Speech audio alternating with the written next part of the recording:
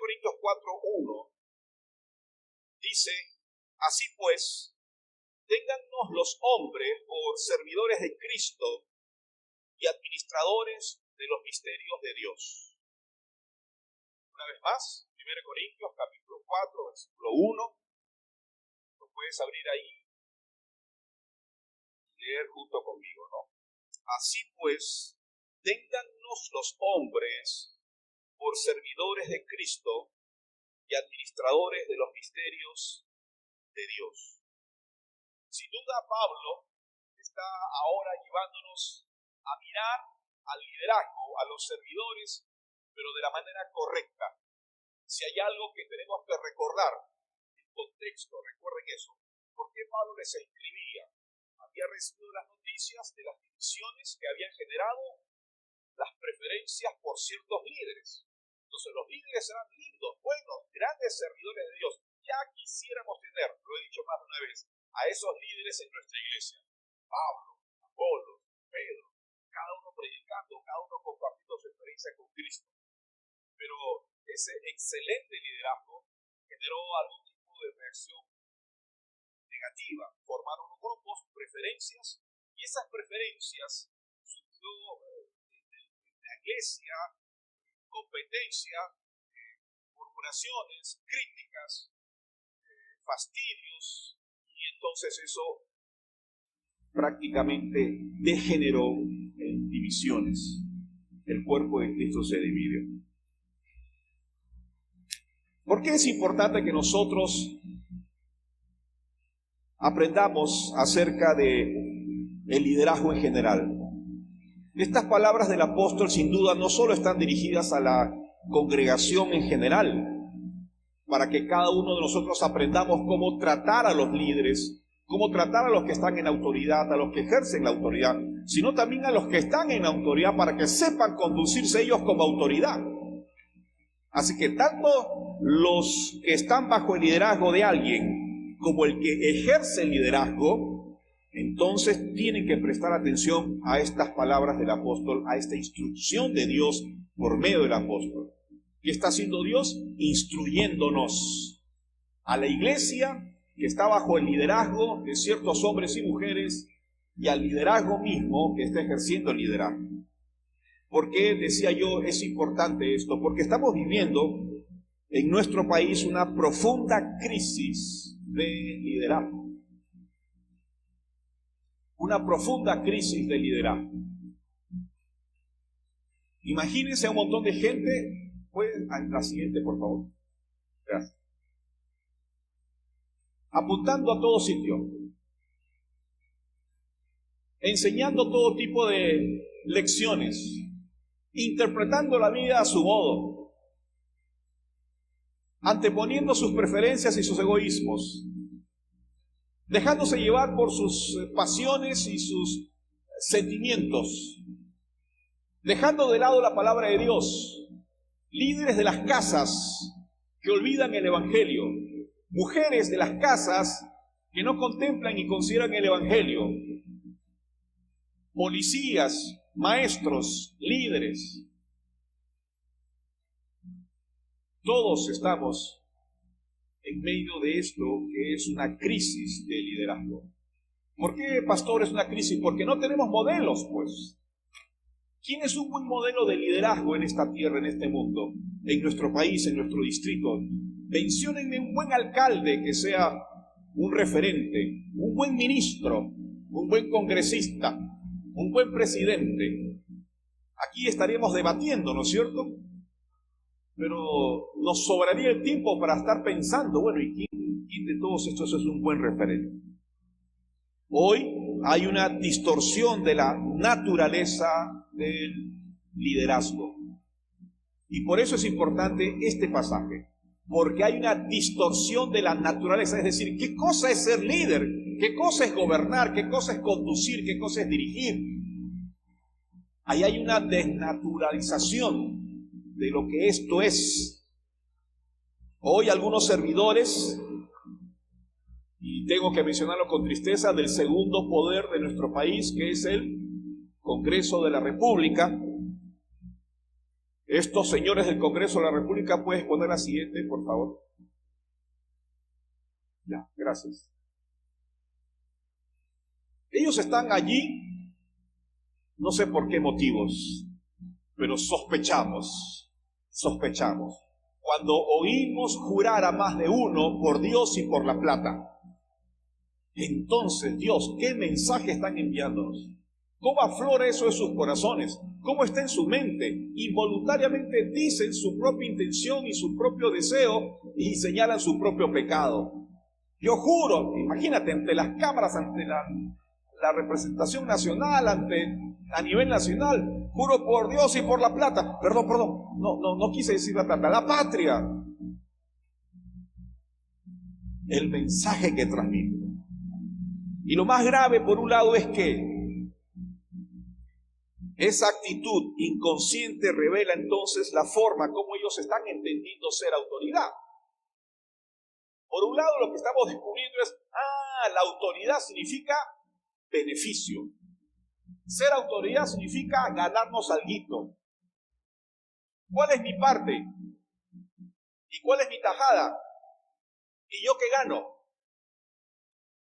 Pero por otro lado, esta actitud y esto que nosotros escuchamos, los que son liderados son influenciados por esas actitudes. Y entonces el resultado es que desde chiquitos, desde los grupos familiares, empezamos a considerar que ser autoridad es casi como sacarse la lotería. Casi como sacarse la lotería. Si eres autoridad, ya se solucionaron tus problemas. Codiciando los jugosos sueldos, las joyerías, los privilegios, los honores, las reverencias y los primeros asientos, etcétera, etcétera, lo que significa hoy ser una de esas autoridades, ¿no es cierto? Qué distante del modelo perfecto que fue nuestro Señor Jesucristo. Qué distante estos ejemplos de nuestro Señor Jesucristo. Él dijo en Mateo 20:28, ¿recuerdas esas palabras? Léelo por favor. ¿Qué dijo? A una sola voz, todo fuerte. 1, 2, 3.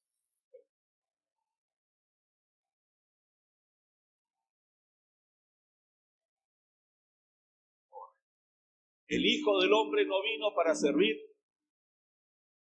o no vino para servirse. Hay que leer con cuidado. No vino para servirse. A veces lo leemos rápido y cometemos el error de los congresistas. El Hijo del Hombre no vino para ser servido, vino para servir y vino para dar su vida en rescate por muchos. Así que el apóstol Pablo, quien tuvo un encuentro personal con Jesucristo, entendió la verdadera naturaleza de lo que es ser servidor. Se encontró con el servidor por excelencia. Tuvo un encuentro personal con Jesucristo que encarnaba el servicio a la perfección. Y él entendió entonces lo que significaba servir, cómo servir y cómo tratar a los que sirven. ¿Qué cosa es servir? ¿Cómo servir? Y cómo tratar a los que sirven.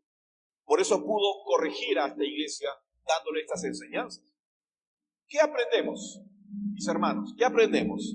En primer lugar, aprendemos, bueno, hay 3 lecciones, pero la primera lección es que respecto al liderazgo tenemos que tener un concepto claro de liderazgo. Por favor, todos tenemos que aprender este concepto bíblico, cristiano, de liderazgo.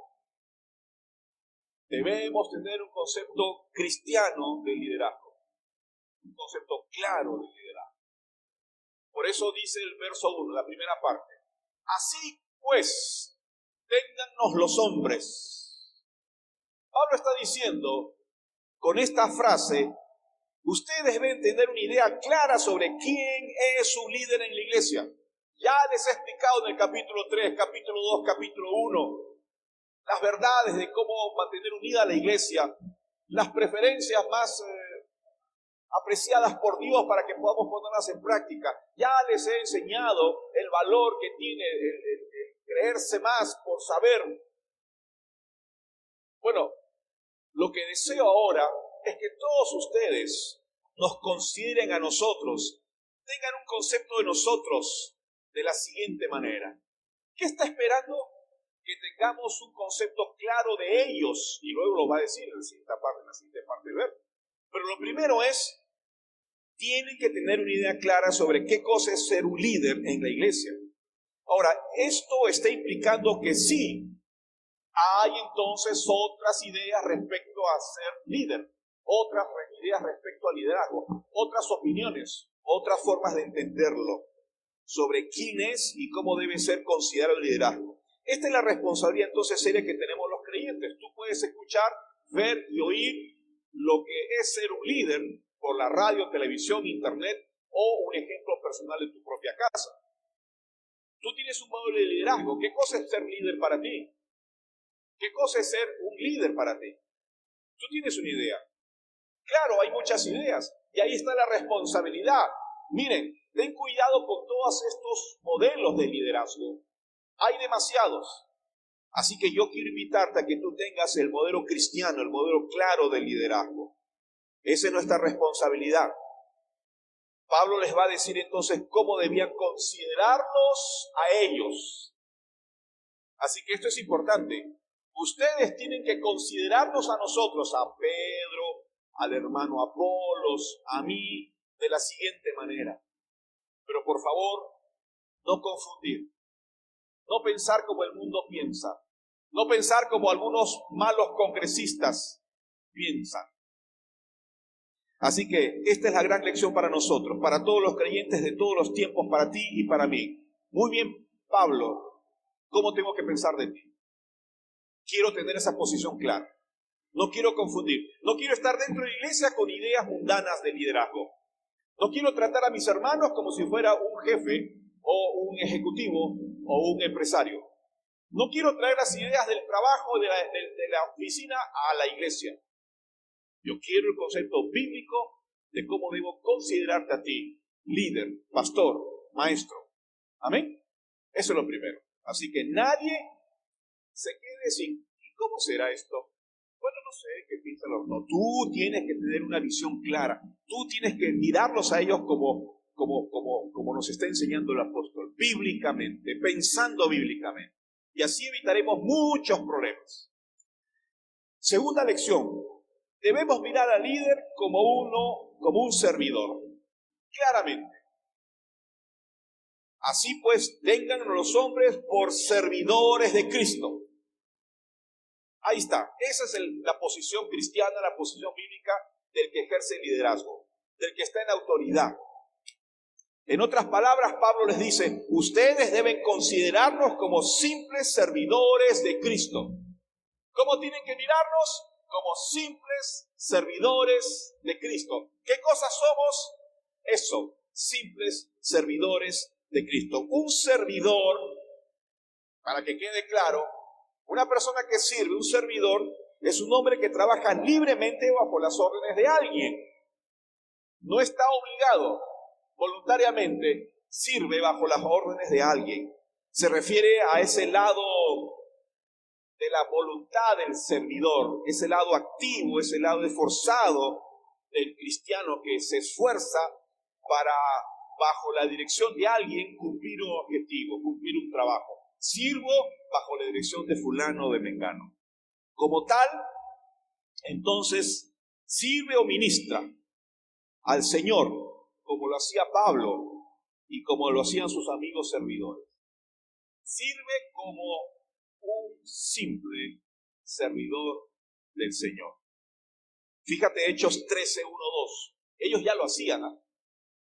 Hechos 13:2 dice, había entonces en la iglesia que estaba en Antioquía profetas y maestros, Bernabé, Simón el que se llama Níger, Lucio de Cirene, Manaén el que se había criado junto con Herodes el tetrarca y Saulo. Saulo es Pablo. Estamos ahí entonces viendo cómo ellos estaban en una congregación. Verso 2, ministrando estos al Señor. Ministrar significa servir. ¿Qué estaban haciendo ellos? Sirviendo al Señor. Cada uno en su área, cada uno según su don, cada uno según su función. Así que ellos estaban sirviendo claramente como lo que eran. Ellos lo entendían, ellos lo entendieron y estaban sirviendo como simples servidores, uno junto al otro, en la iglesia del Señor y ministrando al Señor, ¿no? Y ayunando, dijo el Espíritu Santo, apartarme a Bernabé y a Saulo para la obra a la que los he llamado. Es decir, ellos ya servían al Señor. Mi hermano, preste atención, un servidor, lección para todos, lección para nuestra iglesia, lección para usted, lección para nosotros. Un servidor era alguien que realmente estaba subordinado. Subordinado, todavía, por favor. ¿Quién es un servidor? Alguien que estaba subordinado. Que realmente estaba haciendo un trabajo humilde y muchas veces poco deseado de ser un servicio y un ayudante. Un servidor y un ayudante. Repito esta idea, por favor. Cáptenme esto. Estamos hablando de esta segunda lección, que hay que mirar a los servidores como esos, simples servidores de Cristo. Bueno, ¿quién es un servidor? Aquel que está subordinado a alguien. Aquel que voluntariamente está bajo las órdenes de alguien. Que alguien le conduce, alguien manda. Muchas veces este servicio era humilde. La idea que Pablo tenía era que era un servicio humilde y que era un servicio muchas veces poco deseado. Es decir, no deseaban esa posición de siervo, no se deseaba ser ese tipo de servidor. No del que está hablando Pablo, no del que está pidiendo, mírenme a mí como un servidor. ¿A qué clase de servidor te estás refiriendo? Bueno, esa clase de servidor no era necesariamente deseado por muchos. ¿Por qué? Porque aquí hay una palabra importante que hay que entender que Pablo usó para poder explicar la riqueza de esta palabra servidor. El problema es que cuando ha sido traducido al castellano, no tendría sentido si lo traducen literalmente, no se entendería. Y entonces se tradujo de una manera y después de una manera aún más simple para que pueda ser entendible por todos. ¿Cómo se tradujo entonces esta palabra? Como servidor. Ahora sí, la palabra que usa el apóstol Pablo es juperete. No tienen que memorizarlo, pero si pueden, recuérdenlo, porque es una gran diferencia, importante. Un servidor era alguien que realmente estaba entonces subordinado, realizado un humilde y poco deseado servicio de arte. ¿Qué usaba Pablo? ¿Qué palabra usaba? ¿En quién estaba pensando? En el juperete, que significaba un remero. Esos eran los remeros en las galeras y los barcos antiguos para hacer avanzar. No había motores, no se había descubierto todavía el tema del vapor. Y entonces, ¿cómo avanzaban esos? Con cientos de hombres que remaban y remaban. Uno, y remaban y remaban. Y ahí está. Entonces, miren esa figura. Los remeros que estaban en un primer nivel, en un segundo nivel y un tercer nivel. Ellos eran el motor. Pablo está diciendo, tenemos que ser servidores como un juperete, como esos remeros que estaban ahí en esa figura. ¿Puedes ver esa figura? Así funcionaba el barco, así avanzaban los barcos antiguos. Pero mire esta otra figura. El orden. Arriba habían unos, debajo estaban otros y muy por debajo estaban otros. No era un trabajo agradable. Era un trabajo sofocante. Era un trabajo físico desgastante, intenso, horas de horas, en un mismo ritmo. No podías parar y decirte, disculpa, me voy al baño. Ellos se hacían sus propias necesidades ahí mismo porque estaban en guerra, porque estaban escapándose o porque estaban atacando. Así que no se podían simplemente retirar los remeros. Simplemente el barco era víctima de los otros y los destruía. Así que nadie podía salirse de su sitio. Era un lugar de servidores y de esclavos. Mira esta tercera figura. Así era más o menos. ¿Te das cuenta? Nadie quería estar allí. Era una figura de servidor, de esclavitud, subordinado, sujeto al calor, sujeto a la presión, sujeto a estas necesidades que el de arriba hacía y le caía al otro y le caía al otro. Era un lugar espantoso, horrible. ¿Recuerdan ustedes esta película? Ponga la siguiente, por favor. Ben-Hur. Ben-Hur era un juperete. Él era un príncipe, ¿no es cierto? Y su amigo lo traiciona, un soldado romano de importancia, y lo traiciona y lo manda pues castigado a las galeras, a remar, y ahí estaba. Entonces ese era un juperete. Pero cuando Pablo usa esta palabra no se podía traducir remero, porque no hay ahora eso, no existe eso ahora. Entonces, ¿cómo se podría traducir al castellano? No se puede usar como remero, entonces se traduce como servidor nada más, como alguien que sirve. Pero mi hermano, esta palabra se repite 20 veces en el Nuevo Testamento, y en cada caso siempre está subordinado a alguien. El juperete, el servidor, estaba siempre subordinado a alguien, bajo la autoridad de alguien. En Hechos capítulo 13, verso 5, Juan Marcos acompañaba a Pablo y a Bernabé en su viaje misionero y dice que ellos iban con ellos y le ayudaban. O sea, Juan Marcos era un juperete que ayudaba a Pablo, a los misioneros. Amado hermano, por favor presta atención. Este es el papel subalterno del ministro del Señor. El que está bajo autoridad, en humildad, sin poder abandonar su responsabilidad. Muchas veces muy difícil. Y Pablo tenía en mente esta figura, no puso otra. Pablo tenía en mente esta figura, siempre bajo autoridad. Entonces, en segundo lugar, tenemos que mirar al líder como un servidor. Pero en tercer lugar, y lo último, es que tenemos que mirar al líder como un administrador de los planes del Señor, porque eso es lo que dice finalmente el apóstol en este verso 1. Entonces, téngannos los hombres por servidores de Dios y administradores de los misterios de Dios. Administradores de los misterios de Dios. En otras palabras, Pablo les dice algo así como: ustedes deben considerarnos como simples encargados de dar a conocer los planes que Dios tenía en secreto. Simples encargados de conocer los planes, de hacer conocer los planes que Dios tenía en secreto. Administradores de los misterios de Dios. Considérennos así, mírennos así, trátennos así. Un administrador, ¿quién era, pastor? Bueno, en este caso, un administrador es un servidor que no dejaba de ser juperete, subordinado, humilde servidor, pero que tenía cierto rango, algo superior, una responsabilidad que le había sido delegada para administrar la casa de un amo, por ejemplo.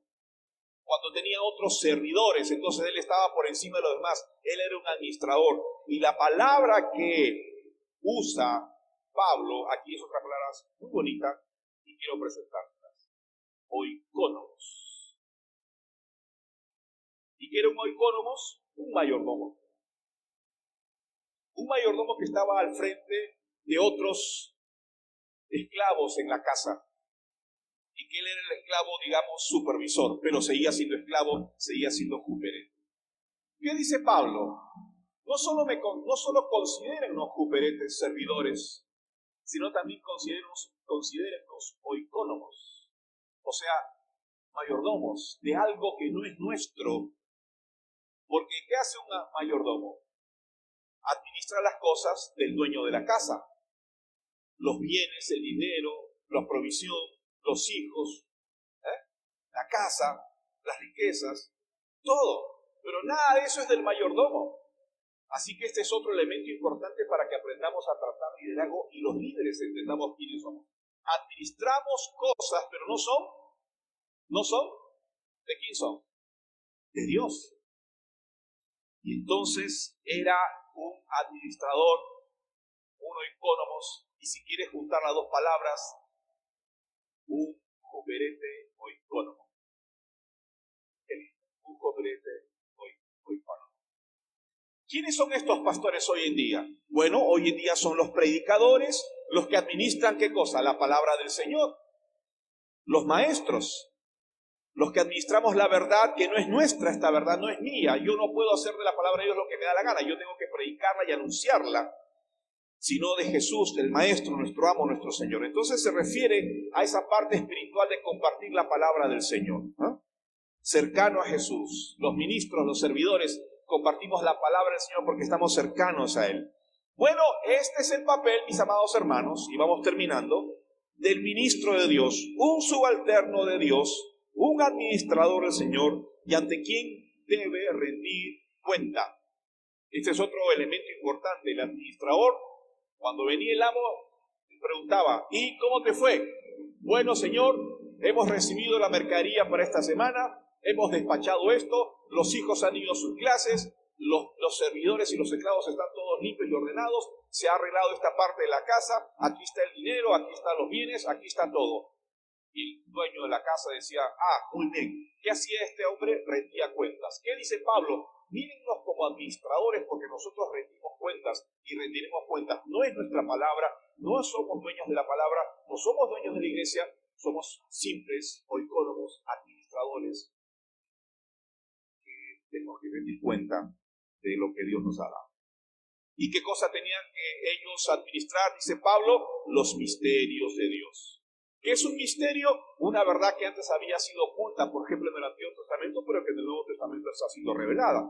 Por ejemplo, la presencia del Espíritu Santo en la vida de las personas. Eso era oculto en el Antiguo Testamento. Ellos en el Nuevo Testamento lo revelan. El Evangelio, cómo ser salvo, no por obras, sino por la fe en Jesucristo. El Apocalipsis, las cosas que han de venir. La santidad de Dios. El matrimonio, dice que el matrimonio es un misterio.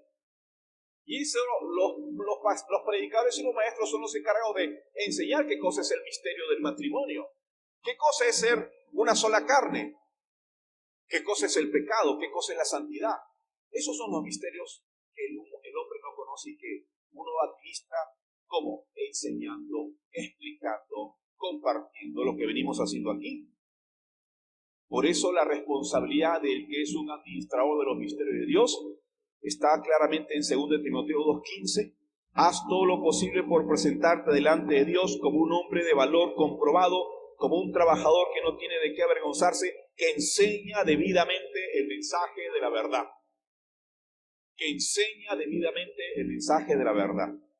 Así que, mi amado hermano, esto es lo primero que aprendemos en este capítulo 4, cuando Pablo está diciéndoles a la iglesia respecto a cómo hay que considerar la naturaleza del liderazgo, cómo hay que entenderlo, cómo hay que mirarlos. En primer lugar, todos tenemos que tener una idea clara, y concluyo, ¿no? ¿Qué aprendemos? Bueno, primero tener un concepto claro del liderazgo. La siguiente, por favor. Concepto claro del liderazgo, ¿no hay? Eso hemos aprendido. Así que cuidado con traer conceptos del mundo a la iglesia. No es una oficina, no es una empresa, y no es un congreso, y no es un juez, un juzgado. Esta es la iglesia del Señor, y aquí se tiene un concepto claro de lo que es el liderazgo. En segundo lugar, hay que mirarlos como simples servidores del Señor. Cuperetes, humildes servidores que están al servicio del Señor.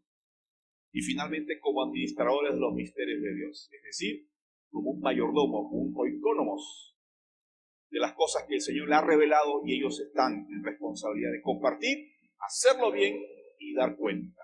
Así que la gran enseñanza para la iglesia de Corinto y para nosotros es, finalmente, no puedes mirar al líder de otra manera. No puedes hacer partidos porque tú prefieres a este u otro líder. Pablo dice: no nos miren de otra manera, por favor. Solamente somos servidores, administradores, que damos cuenta. Entonces, tanto el que está bajo el liderazgo, que son las ovejas de la iglesia, hay que mirarlos siempre así, para no emocionarnos, no elevarlos más de los que son, y los que ejercemos ya el liderazgo, no pensar de nosotros otra cosa más que cuperetes o oikónomos, servidores, administradores de los misterios de Dios. Oremos.